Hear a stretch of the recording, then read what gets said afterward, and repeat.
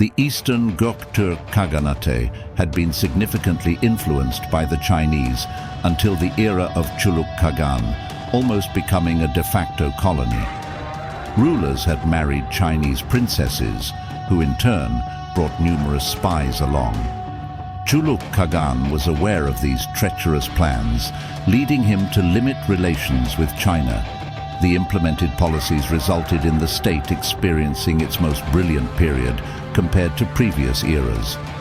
Unhappy with this situation, China attempted to foment internal unrest in the eastern Göktürk Khaganate. During a period of increased internal strife and conspiracies, intrigues led to the poisoning of Kürşat's father, Göktürk Khagan, by his Chinese stepmother. After Göktürk Khagan's death, his brother, Kara Khagan, ascended to the throne, endeavoring to follow the path laid out by his brother. Refusing assimilation, Kara Khagan engaged in wars against the Chinese, but suffered defeat in a battle in 629. Kara Khagan, along with 100,000 Turks, became prisoners of the Chinese.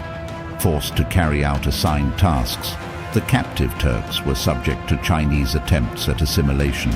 Deploying Gokturk nobles as salaried officers in the imperial army, further undermining Turkish unity.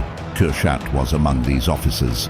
However, Kürşat, refusing to accept life in captivity, patiently awaited the day of freedom. Gathering strength to break the chains of captivity, Kürşat implemented his plans in the 10th year of enslavement. Upon learning that Emperor Taizong occasionally wandered without guards in different attire, Kürşat contemplated kidnapping the emperor.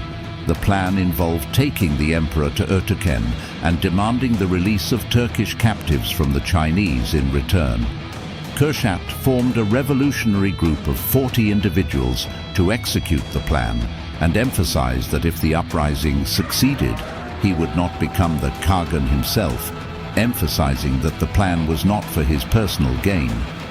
On a night filled with pouring rain, knowing the urgency of initiating their plans, Kürşat and the 40 comrades hastily attacked the Chinese palace.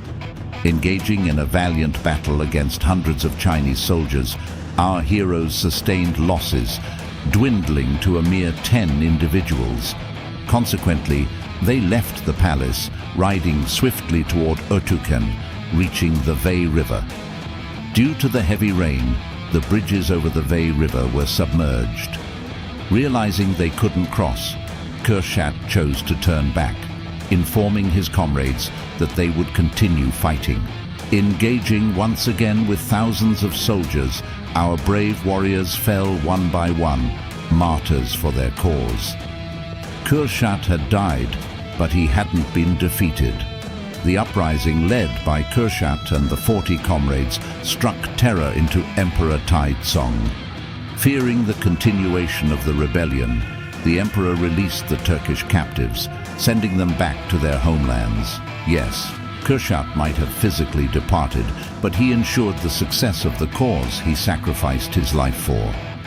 The name of the Turk was etched into historical records with words like courage, heroism, and valor.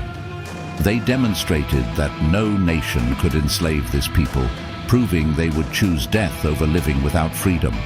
It became a resurrection for a nation, and this land, nurtured by the flowing blood of Kürşat and the 40 comrades, continued to produce countless heroes.